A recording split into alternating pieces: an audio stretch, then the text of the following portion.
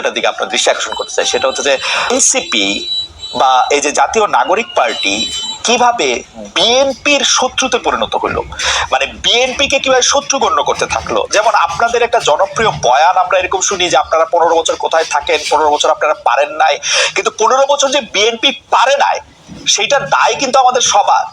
যেমন এই এই বৈষম্য বিরোধী ছাত্র আন্দোলন যখন জীবনের ঝুঁকি নিয়ে রাস্তায় এসে দাঁড়ালো, তারা যখন মরতে শুরু করেছিল, আপনিও প্ল্যাকার্ড নিয়ে রাস্তায় দাঁড়িয়েছেন, আপনি একজন পেশাজীবী, আমরাও আমাদের জায়গা থেকে যা করার দরকার তা করতে চেয়েছি, তা করতে চেষ্টা করেছি। কিন্তু বিএনপি যখন করতে চেয়েছে, এটি বিএনপি যখন শেখ হাসিনাকে সরাতে চেয়েছে, তখন আমাদের কাউকে কিন্তু পাশে পায় নাই। এই 15 বছর ধরে সংগ্রামরত, তারপর হচ্ছে বিভিন্নভাবে মজলুম দলটা কিভাবে এনসিপির সবচেয়ে বড় প্রতিপক্ষতে পরিণত হলো। তারা কথায় কথায় বিএনপি কে স্ল্যাশ করে, বিএনপি পারে নাই, বালুর ট্রাক সরাতে পারে নাই, দৌড়ানি দিয়ে এই আগে যদি দিতেন তাহলে এতদিনে ওরা পলায় যেত, এগুলি বিএনপি কে কেন শুনতে হইতেছে? মানে বিএনপির অপরাধটা কি? এবং সেটা কিন্তু আজকে থেকে না, প্রথম দিন থেকে। এবং বিএনপির অপরাধ আমি সরাসরি দেখি যে বিএনপি একটা নির্বাচন চায় এবং নির্বাচন করে এটা দেখতে চায় যে কারা আসলে কটুক দিতে পারে। আপনি যদি আমাদের একটু বলতেন। এই 5 আগস্টের পরে কিন্তু প্রত্যেকটা ফ্যাসিবাদ বিরোধী শক্তি যার যার ব্যানারে ফেরত গেছে।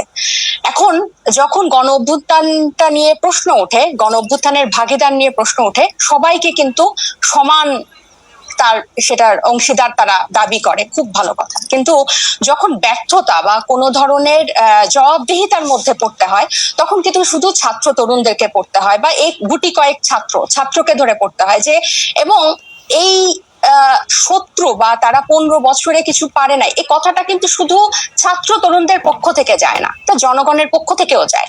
আপনি যদি আপনাদের এই অনুষ্ঠানগুলোর নিচে কমেন্ট গুলা দেখেন, কখনো যদি চোখে পড়ে, এখানে কিন্তু যাদের প্রকৃত অর্থে যাদের অ্যাকাউন্ট আছে, এরকম অনেক মানুষ কিন্তু খুব সুন্দর সুন্দর কথা লেখে এবং কাউকে অ্যাটাক করে না, খুব গঠনমূলক ভাবেই কিন্তু লেখে। এটা থেকে কিন্তু আপনারা নিজেরাও বুঝতে পারবেন এবং আশেপাশের মানুষ থেকেও বুঝতে পারবেন যে গত 15 বছরে একটা যোগ্য বিরোধী দল হওয়ার ব্যর্থতা কিন্তু এদেশকে ভুগিয়েছে, একটা সফল বিরোধী দল হওয়ার ব্যর্থতা কিন্তু এদেশকে ভুগিয়েছে। এটা শুধু ছাত্র জনতা হিসেবে আমরা যে বলি যে, বা এনসিপি এই নতুন করে যেটা বলে, ব্যাপারটা তা না। আরেকটা বিষয় হচ্ছে, এই শত্রু বা এই মুখোমুখি দাঁড় করানোর ব্যাপারটা কিন্তু এক দিক থেকে না।